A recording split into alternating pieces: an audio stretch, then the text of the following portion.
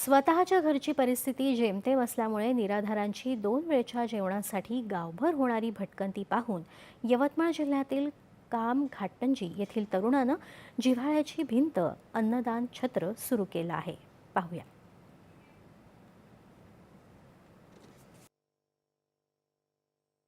अनेक जण स्वतःच्या किंवा मुलाबाळांच्या जन्मदिनाला आई वडिलांच्या स्मृतिदिनानिमित्त लोकांना फळं वाटप करतात.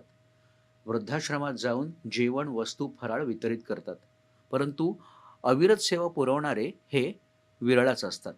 यवतमाळच्या घाटंजीचा सुरेश हेमके हा तरुण देखील असाच. वयाच्या अवघ्या 23व्या वर्षी 5 जुलै 2016 रोजी सूरजनं अन्नदान छत्राची सुरुवात केली. यात त्याला जिव्हाळ्याची भिंतचे अध्यक्ष विलास पवार यांनी आर्थिकदृष्ट्या हातभार लावला. त्यामुळे त्याचं अन्नदान छत्राचं स्वप्न साकार झालं.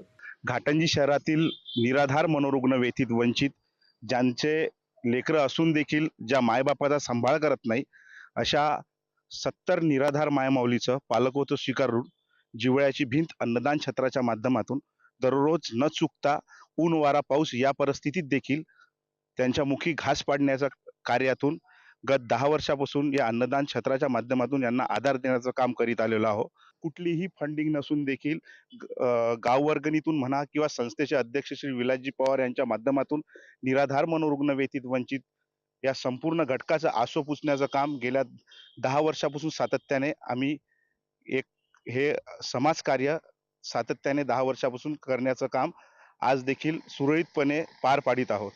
अन्नदान छत्र चालवताना सूरजला आर्थिक संकटांचा सामना नेहमीच करावा लागतो. विलास पवारांसह काही दानशूर पाठीशी असले तरी त्याच त्या व्यक्तींवर किती भार टाकावा असा प्रश्न त्याला पडतो. तरीही उधार उसनवार आणि मिळेल त्या मदतीतून अन्नदान छत्र तो चालवतोय. पहाटे 4 वाजता उठून स्वतःचा व्यवसाय सांभाळून 70 निराधारांची सेवा सूरज करतोय. त्याचा हा उपक्रम तरुण पिढीसाठी नक्कीच प्रेरणादायी आहे. आम्हाला 10 वर्षापासून काका जे आम्हाला तो म्हणजे कसं कपड्यापासून, लत्त्यापासून आम्हाला तो वाग चालवत आहे. असं आमचं म्हणजे जेवणा-खावणाचं 10 वर्षापासून आम्हाला तो चालवत आहे. जेव्हा-केव्हा दवाखाना, गोळ्या, औषधी पूर्ण आणून देत आहे. कपडे, लत्ते, आतरा-पांघरा देत आहे. सूरजने 10 वर्षांपासून अन्नदान छत्र चालवूनही त्याचा गाजावाजा केला नाही. अन्नदान छत्रासाठी त्याने आईनं करून दिलेलं सोन्याचं लॉकेट सुद्धा विकलं. आठवड्याभरापूर्वी तो आर्थिक संकटात सापडला होता. अन्नदान छत्रासाठी आणलेल्या किराण्याची उधारी बाकी होती. व्यावसायिक पैशाची मागणी करत होता. अखेर सूरजनं स्वतःची दुचाकी विकून किराण्याचे पैसे दिले. घाटात राहतो 10 वर्षापासून आमची सेवा करते हेमके साहेब. आम्ही त्याच्या विचार गागरावरच्या पांगावरचे टिनाग सब आम्हाला देते. ते 10-11 वर्षापासून माबुडा गेला बाजारामध्ये काम करायला.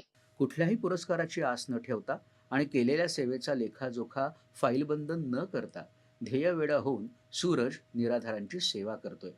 माणुसकी हाच सर्वात मोठा पुरस्कार असल्याचं मानून त्याचं सेवाव्रत सुरूच आहे. दूरदर्शन बातम्यांसाठी विनोद पत्रे, यवतमाळ.